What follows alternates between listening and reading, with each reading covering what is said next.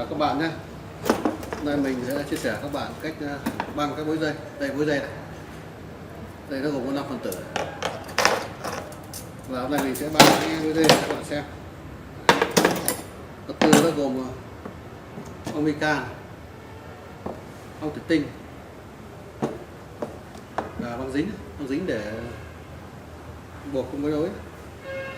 Kết thúc khi cái băng hết người ta buộc phần cuối lại. Chủ yếu băng mica. Nữa là cái gan thủy tinh. Đây gan thủy tinh này. Thủy tinh cho mình đã cắt ra như này, cắt ra thành này. Cắt ra, cắt thành ngắn này, nó cái chân thì luồn ở chân của cái dây thế đó. Và các bạn xem tôi băng nhé. Băng người ta tháo cái bối dây ra, tách rời nó ra, và xếp lần lượt nó ra ngoài theo thứ tự. Tháo ra đã.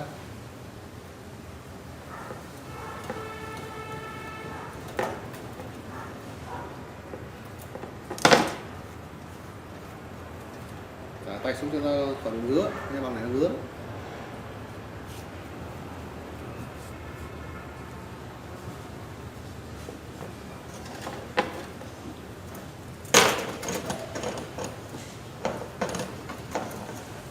Đây, nó gồm có 5 phần tử này. Ta tách rời ra. Rời ra cái nào thì nhớ cái đấy. Cái bên phải thì để bên phải, bên trái thì các băng. Các bạn để ý nhé, tôi băng nhé. Các bạn lưu ý là cái bàn để băng chúng ta phải để nó dưới cái tầm mình phải ngồi cao hơn bàn thì băng nó mới đảm bảo, nó mới dễ băng, không bị khó nào. Thuận lợi nhất là anh băng để tầm ngang này. Và cái băng thì gối cùng mép băng nó là 1/3. Và băng sẽ cái chân dưới băng sát cái chân rất cách một đoạn bằng cái phần của góc nó tàn. Nhìn cái băng nhé. Và cái băng nó cầm cái băng này đúng là kiểu này, đỡ ngược ra. Cái chiều này là chiều thuận của cuốn băng, ta cầm cả cuốn băng tay. Bạn sẽ để ý đường băng nhé. Cái băng kê nó vào cái đùi mình một đầu, được thấy băng không? Các bạn xem băng. Nhớ là gối bước 1/3 thôi, tức là cái này khổ rộng 20 thì chúng ta chỉ gối 6 ly. Chúng ta gối dày quá thì băng nó sẽ dày vào, nó không chặt, không rãnh. Đấy là khi băng các bạn nhìn băng, ta để đầu lên đùi, đầu kê cái bàn và ta ngồi cao hơn bàn. Các bạn nhìn tôi đang làm cái băng này, băng cho đến hết rồi thôi. Cái băng mica này nó mỏng 0,08. Chiều khổ rộng của băng này là 20 mm bạn, tính theo mm nhé. Còn chiều dài của một cái băng này nó là 50 m.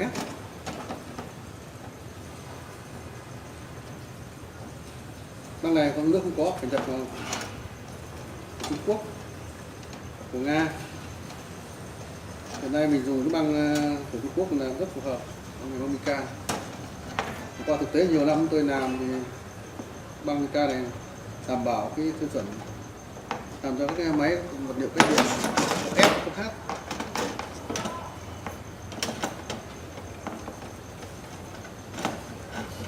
Cái nam dây nó có dây đồng rất là mỏng, nó mềm.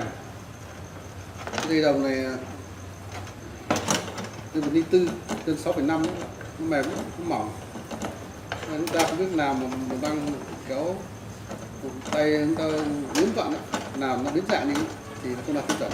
Đấy, nó như thế. Bắt buộc anh phải làm như này, lưu ý chuyện đó. Và khi băng đến những đoạn cong nó khó, chúng ta kéo cái làm sao cho nó vừa phải thôi. Kéo nhiều quá, có mạnh quá nó giãn ra nó sẽ bị dò cái điện. Đấy.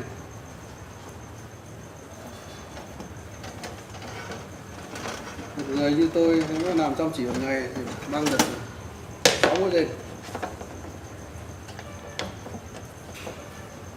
mới tập làm thì có thể là băng rất lâu đấy. Cái kiểu cái băng kiểu bạn nhìn thấy giải nó ra thật các bạn nhìn này, băng rất là đẹp đấy. Cái băng được đẹp như này không phải ai băng đâu các bạn, rất là khó đấy, không dễ thế nào đâu. Khi băng anh phải điều chỉnh cái khoảng cách của nó đều thì nó không bị nhăn, cái khoảng cách không đều nó bị nhăn. Nếu khoảng cách mà dày quá thì khi vào thì cũng không rãnh, thì cái điện nó cũng rãnh, khe hở của nó chỉ có nên là cái hàng số cố định.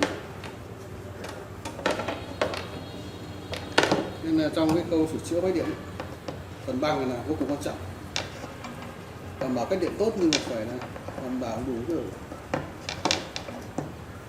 cái dày của băng tốt theo mức tối thiểu. Để anh vào rãnh nó không chặt, không vào rãnh không chặt, không vào được thì cũng coi như mất đi. Đấy, là cứ băng như thế.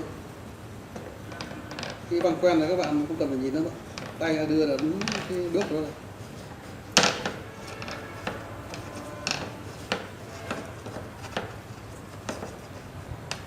Trong sửa chữa điện, cái việc phục hồi của dây điện là quan trọng các bạn. Nhiều người cứ nghĩ rằng khi mình nhận một cái động cơ điện về làm cứ chặt ra thay con mới, không phải đâu.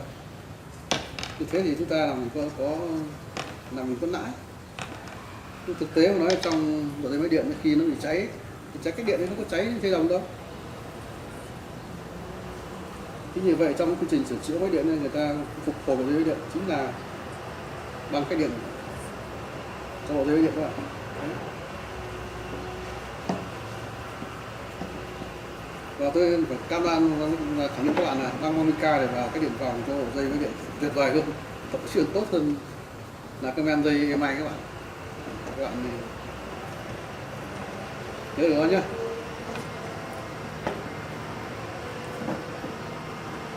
Monica này làm cho các máy có cái điện cấp F và cấp H. Cấp F là 155 độ, cấp H là 180 độ. Khi qua đúng tầm thì nó tuyệt vời luôn. Đấy.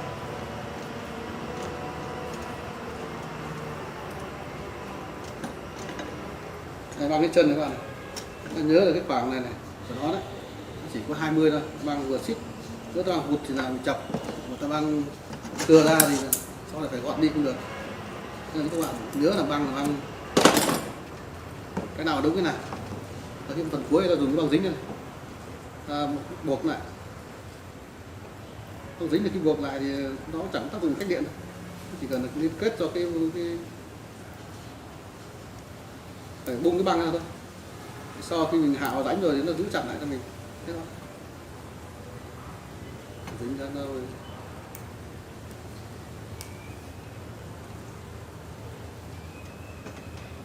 Đấy, cái đầu thôi. Tối nhìn đi.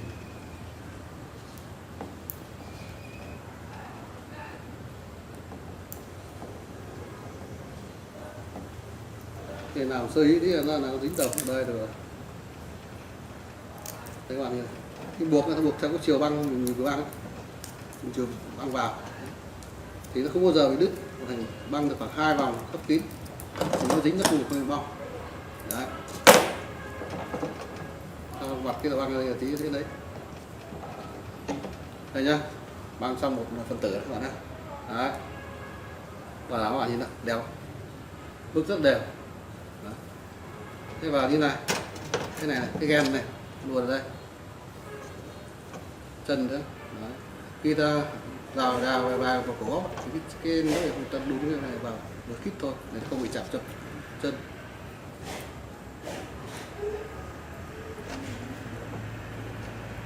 Đấy, đây luôn gen rồi này. Đấy. Tiếp tục bằng bước dây thứ hai, phần tử thứ hai.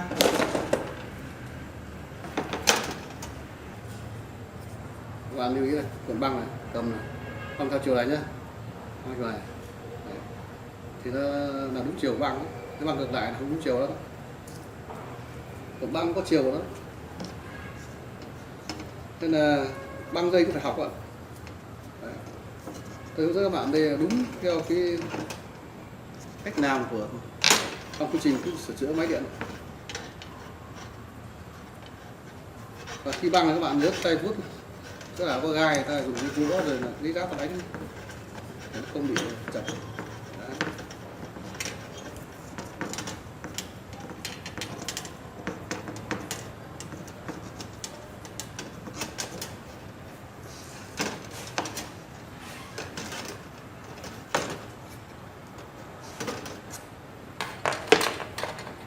Trong cái kiểu rất là khó, nó chậm nó không được nhanh quá nhanh như thế này, ngăn rúm rồi là nó hở đúng bước.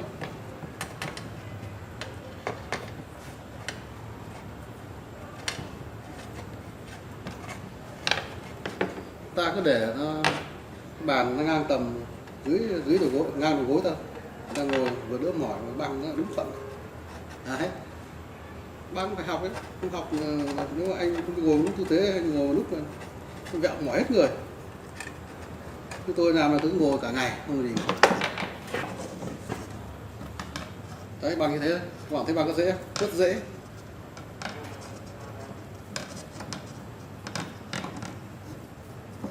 Cái băng này chỉ cần đưa băng bước băng đều là băng mắc không bị nhau. Và các bạn thấy là một dây máy điện phục hồi đơn giản không khó tí nào. Và dây máy điện này không kém gì của cái dây mới. Đấy. Các bạn để ý là tôi ngồi cái bàn đúng ngang tầm, ngồi rất là dễ làm. Nếu mà cúi thấp quá thì mỏi, cao quá không nằm được. Đấy.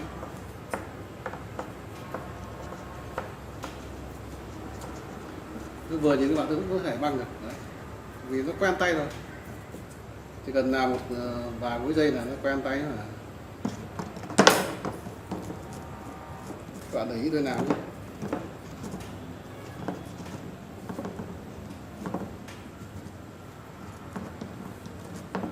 Máy nào cũng thế, công suất lớn bao nhiêu to như thế người ta phục hồi cái điện bằng cách này và hoàn toàn chất lượng không kém gì dây mới bạn nhé. Dây mới cuối cùng này các bạn nhìn thấy buộc này, dùng cái băng dính này tôi quấn theo cái chiều băng đấy, chiều băng này, quấn chiều băng này, một vòng, hai vòng, ba vòng này, cắt này, xoắn nó chiều vào chặt. Băng dính nó không có tác dụng cách điện nhưng mà nó cần liên kết. Sau đó ta lấy cái gan nó nút vào đây, thế là nó giữ luôn cái với băng. Thế là tôi đã băng hoàn chỉnh một bộ dây khối dây đấy. Đây các bạn xem. Rồi, và tôi xếp vào nhau các bạn thấy, xếp vào nhau. Cố định là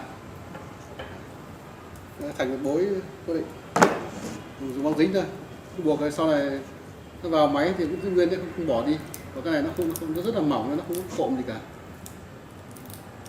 buộc kết dính vào thành một khối này, hai đầu cạnh khử nguyên đấy, cũng cho 3 vòng đi, 3 vòng thì nó đủ độ bền, nó dính vào nhau không có nó bong. Xoắn theo chiều này vào chặt tiếp cái này nữa để nó thành một mảnh pin dây. Và cái này thằng sau ta để nguyên, ta không bóc ra thì nó mất công vì nó chả ảnh hưởng gì cả. Xếp với cả cái dây buộc dưới này.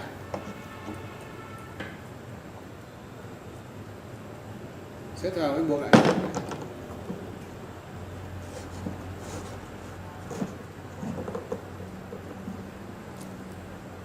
Cái này thì khác, cái này sau phải dỡ ra cho đi vào được. Người ta quấn, các bạn nhìn quấn ra.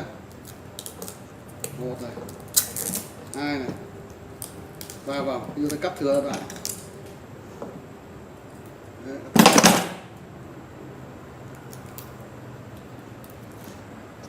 Còn để ý nhá, từ gốc cái mép này băng lại, mép đầu cùng đấy, gấp lại, gấp lại, xong viết đây, thì sau nó cần mình cầm mình bóc ra rất dễ, này bóc ra rất dễ, thế đó, từ từ kiếm buộc như vậy.